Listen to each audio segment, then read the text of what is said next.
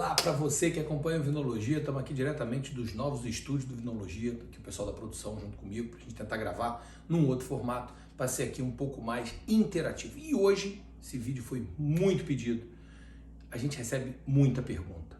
No direct do Instagram, no YouTube, no próprio Instagram, ao vivo, nos cursos que a gente dá, do Vinologia também tem uma escola que a gente costuma dar cursos aqui no Rio de Janeiro. Então a gente recebe uma quantidade imensa de perguntas. Decidimos fazer esse vídeo para você, exatamente para a gente desmistificar aqui, pegar as principais perguntas. Esse vídeo é a parte 1, a gente vai fazer 10 perguntas e respostas aqui hoje, onde obviamente a resposta vai ser sempre depende.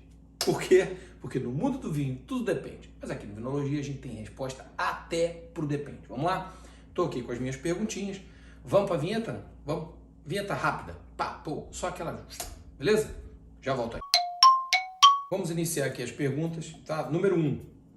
A gente decidiu não passar aqui a pessoa ou o login que fez a pergunta, exatamente porque às vezes tem pessoas que não gostam de identificar, acham que a pergunta é até muito básica e tal. Então a gente vai fazer simplesmente a pergunta aqui, como se qualquer pessoa tivesse perguntado. Não interessa quem perguntou, interessa a resposta e você aprender e adicionar esse aprendizado. Muito bem. Essa aqui é clássica. Qual é o tamanho da adega ideal para eu ter em casa? Depende. Não depende não, a gente tem a resposta para isso. Quanto maior for a adega, mais vinho você vai guardar. Essa é a verdade. Então, você precisa considerar qual é o seu consumo de vinhos e que qualidade de vinhos você consome.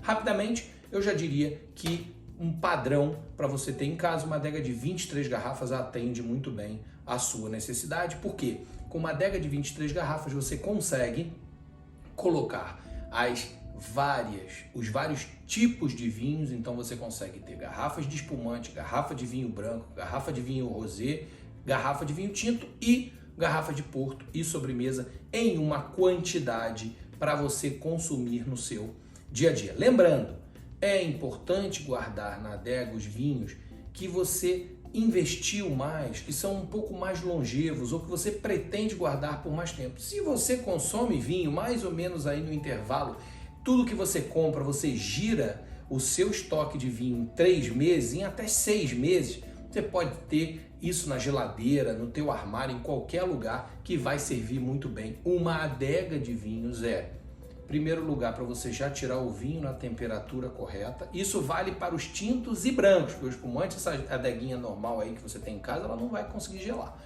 Então, você consegue ter a temperatura correta e para envelhecer os vinhos. Se você gira muito rápido o teu estoque de vinho, não vale a pena. Compra uma adega mais para ou enfeitar a tua casa ou para ter ali um vinho na temperatura certa, para uma festa com os amigos e seja feliz. Se você comprar uma de 23 vai estar bom, se quiser comprar uma maior, uma de acho que são 34 a próxima, depois vai para 45, depois já são adegas aí quase que semi-profissionais que já vão a 70 garrafas, 90, 120 garrafas. Mas aí você tem que ter uma quantidade de vinho muito grande para guardar ou girar aí o teu estoque e querer guardar na temperatura correta. Uma adega dessa não deve, uma adega aí de 90 garrafas não deve estar menos, e aí nós estamos no ano de 2022, não deve estar menos de 15, 20 mil reais. Então um investimento desse tamanho para você ter uma adega dessa para não usar praticamente para guardar os seus vinhos, né, e por longo tempo, não vale a pena, ok? Então, seguindo aqui, vamos para a segunda pergunta.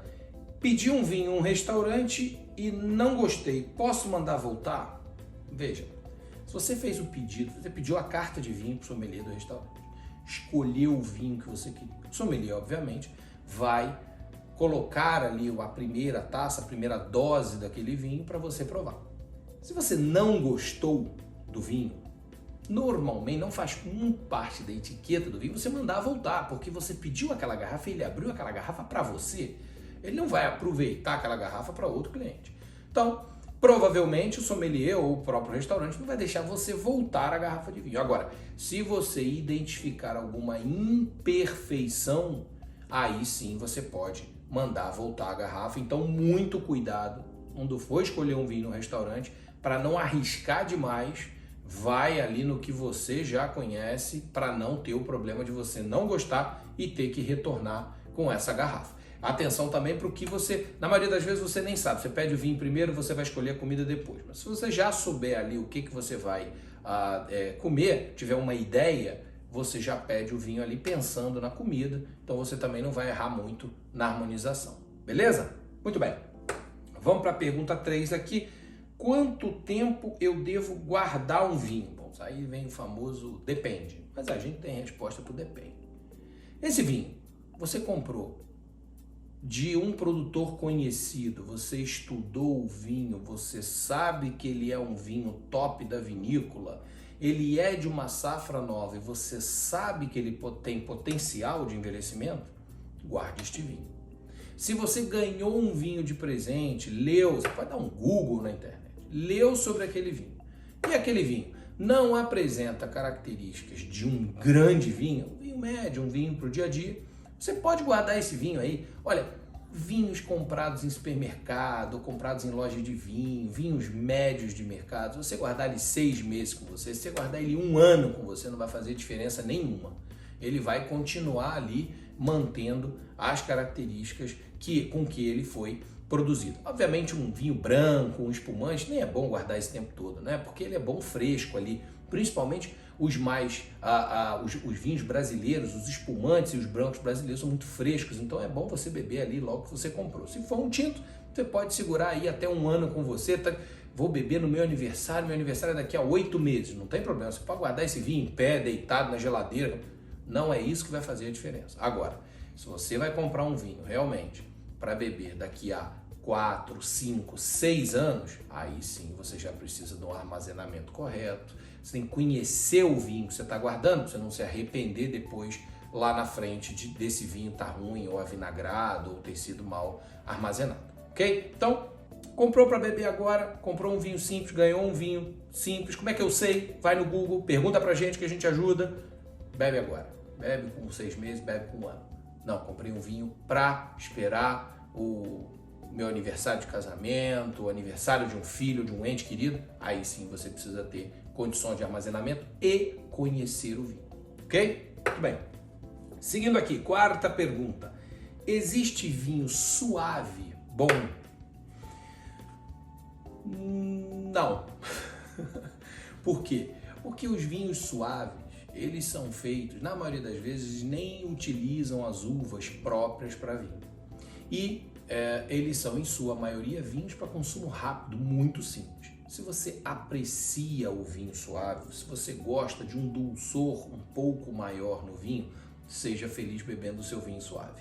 Mas, normalmente, eles são produzidos em mais quantidade e menos qualidade, exatamente para escoar rápido no mercado e ser ali um vinho descompromissado, que você pode beber a qualquer hora, sem muita harmonização. Você não vai conseguir uma gama muito grande de harmonização num vinho suave. Por quê? Porque o vinho suave ele vai ter ali um açúcar residual, ele não vai ser feito de uma vitis vinífera, que é uma uva própria realmente para produzir vinho, e aí você vai ter ali uma decepção se for tentar fazer uma harmonização com vinho desse. Então a maioria dos vinhos suaves não são de qualidade, não são de qualidade preservada. É um vinho mais ou menos, ok? Mas se você gosta, segue a tua vida.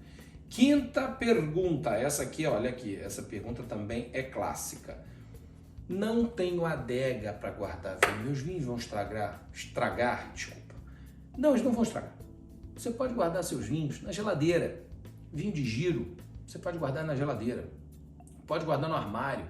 Foi o que eu falei há pouco. Se você gira o teu estoque de vinho aí com até 6 meses, você pode guardar esse vinho em qualquer lugar, em qualquer posição, porque ele não vai degradar. Não é um tempo que o vinho, que se considera para o vinho estragar ou avinagrar.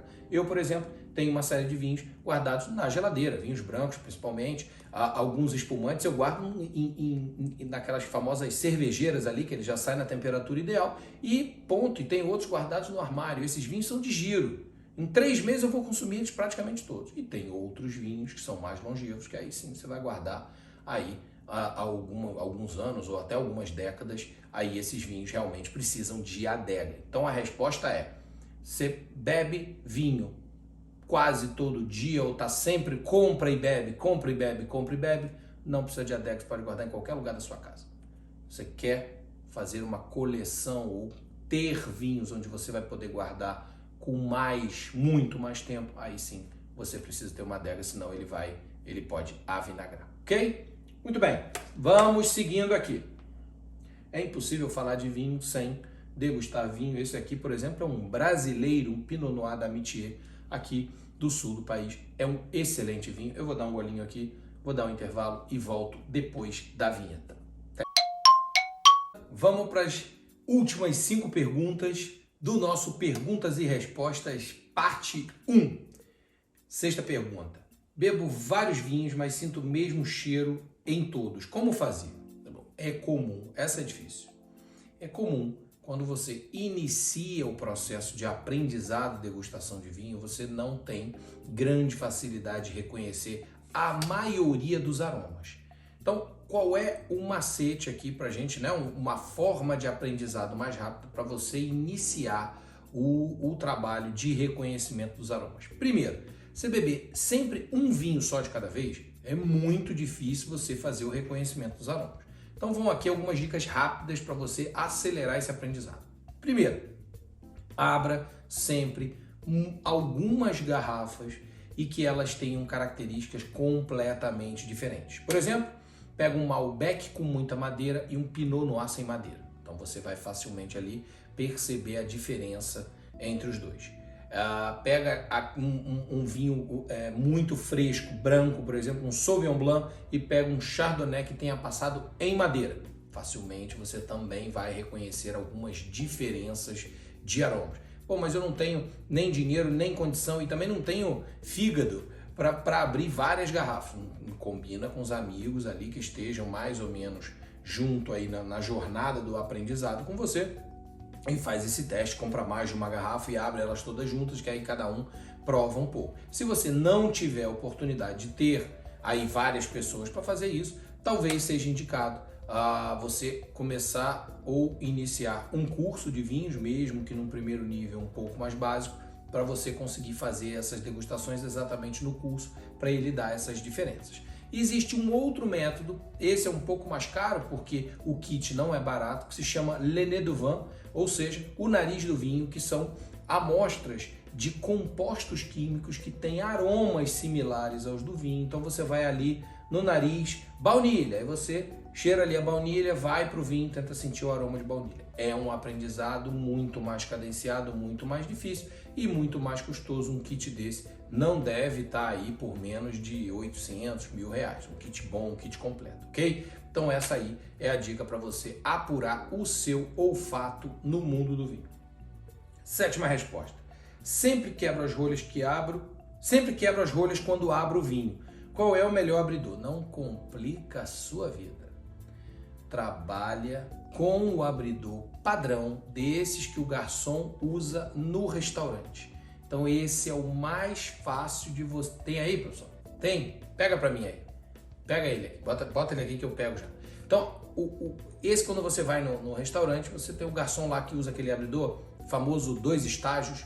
Então é esse que você vai utilizar para abrir seus vinhos. Esquece aquele que você rosqueia e puxa a rolha, ele vai quebrar a rolha. Esquece aquele que tem um clássico, que ele tem 2 bracinhos assim. Então você abaixa os bracinhos, ele sobe com a rolha, aquilo ali faz uma pressão muito forte na rolha. E outra, ele não tem o sifão, né? Ou aquela parte em volta. Pegou aí? Tá aqui? Aqui. Tá aqui. Aqui, ó. É isso aqui. A sua vida de abrir vinhos está resumida a este abridor. Ele abre, ele vai atender a 99% da sua demanda. O que eu estava falando é que essa parte aqui, né, o sifão, né, aquela parte que tem a mola, ela tem uma haste no meio. Ou seja, ele não consegue penetrar na rolha e fazer a pressão que precisa para tirar a rolha do vinho. Você acaba quebrando. Esses aqui ainda vem com uma faquinha. Isso aqui vende em qualquer supermercado, qualquer loja de vinho. Esse aqui é até sofisticado demais, eu ganhei. Nem precisa disso tudo, pode ser um comumzinho mesmo, que você vai atender a sua demanda de abrir vinho sem o menor problema. Ah, mas espera lá, você tem aí um vinho na sua casa, você pretende abrir um vinho que ele é muito antigo e ele provavelmente vai estar com a rolha mais degradada. Aí a gente já existe um abridor chamado abridor pinça, ou abridor faca, que ele tem 2 lâminas laterais. Aqui no Vinologia a gente tem um vídeo sobre isso. 3 maneiras de abrir um vinho. Procura lá aí no YouTube que tem, e você vai ver que eu faço uma demonstração de abrindo um vinho com esse abridor pinça. É mais fácil. Mas, como eu disse, 99% do seu tempo você vai usar isso aqui, vai abrir perfeitamente. Foge daqueles automáticos. Aquilo quebra a rolha com uma facilidade impressionante. Então você quer ali fazer show, fazer bonito, mas vai acabar quebrando a rolha do seu vinho. Se ela for um pouquinho mais antiga aqui, você consegue ter muito mais precisão.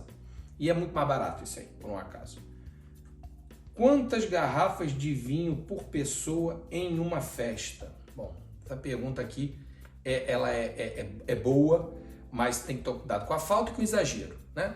Normalmente, uma taça de vinho servida, mais ou menos isso aqui, tem de 120 a 150 ml de vinho tinto. Uma pessoa, normalmente, pela média, costuma consumir 4 taças dessa aqui de vinho em uma ocasião social. Vamos dar uma exagerada? Porque pode ser que as pessoas que você conheçam gostem mais de beber, gostem mais da bebida e bebam em mais quantidade. 5 garrafas dessa de 150 ml vai dar uma garrafa. Se as pessoas tiverem, que você convive, que você vai dar a festa, estiverem um pouco acima da média, você vai fazer a conta de 5 taças dessa por pessoa, ou seja, você vai comprar uma garrafa por pessoa. No final, é exagero. As mulheres normalmente tendem a beber um pouco menos do que os homens, né? Normalmente é assim. Existem casos, claro, existem todo tipo de casos. Estou falando aqui na média. Então, se você quiser bater certinho na média, 4 garrafas dessa por pessoa, quase uma garrafa por pessoa. Se você quiser exagerar um pouco e ficar com medo de faltar vinho, você vai com 5 taças de 150 ml, que dá aí uma garrafa por pessoa. Essa regra vai valer para o vinho tinto e para o vinho branco. Se for o espumante, 3 taças de 150 ml é o ideal. Então, uma garrafa vai servir quase 2 pessoas, ok? Essa aí é a medida mais ou menos padrão para sua festa. Então, você não vai errar se ficar dentro dessas quantidades. 9ª e penúltima pergunta. Reserva é melhor que reservado? Existem classificações de vinho que vão do reserva, gran reserva ou grande reserva e reservado. Esta nomenclatura ela é muito utilizada na Itália, em Portugal e na Espanha. A França já utiliza uma outra nomenclatura.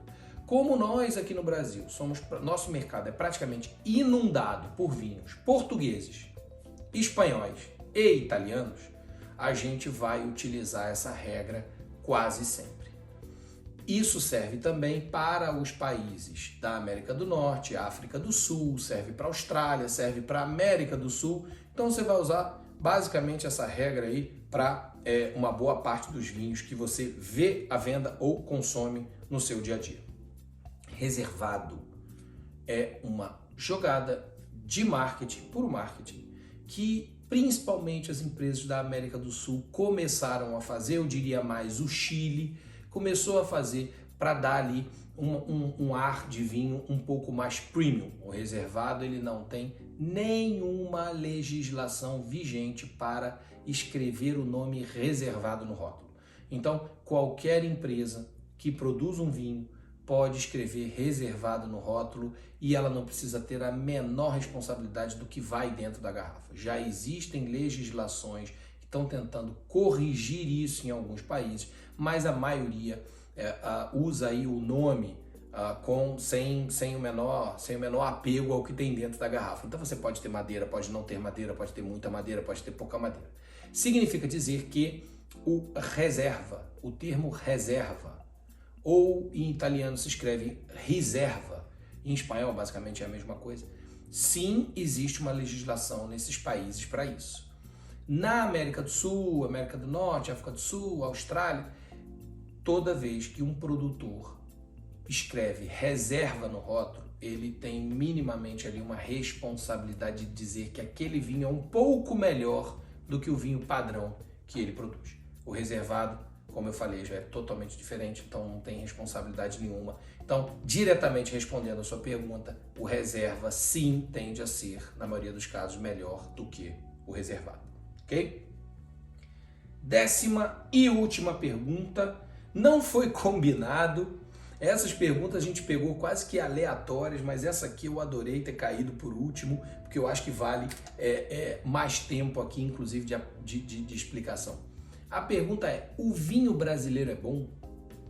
Resposta simples e direta. Sim, o vinho brasileiro é muito bom. Eu estou aqui com um exemplar, como eu falei para vocês. Esse aqui é o Amitié, é um Pinot Noir, aqui do sul do Brasil. O Brasil explodiu na qualidade da produção dos seus vinhos. Então aqui no canal eu degustei um espumante da Valduga e alguns vinhos de outras nacionalidades. A gente está trabalhando em outros vídeos com degustação também de vinhos brasileiros, mas a diferença de alguns anos para cá do vinho brasileiro é monstruosa. Então, sim, o vinho brasileiro é bom, o vinho brasileiro tem muita qualidade, principalmente os espumantes. Os espumantes brasileiros, eu diria, estão entre os melhores do mundo facilmente. E já vi espumante brasileiro bater as cegas em muito champanhe. Então, orgulhe-se do vinho do seu país, do nosso país, porque tem muito vinho brasileiro bom. Muito vinho brasileiro bom e a gente tem feito um excelente trabalho com os vinhos tintos. Lembrando, o Vinologia não faz propaganda de vinho. A gente compra e bebe. Isso quer dizer que a avaliação para você é sem influência, é idônea. É aqui, né, etiqueta branca. Eu digo o que eu acho do vinho. Eu comprei ele. Então eu tenho o direito de dizer se ele é muito bom, se ele é muito ruim, se ele é mais ou menos.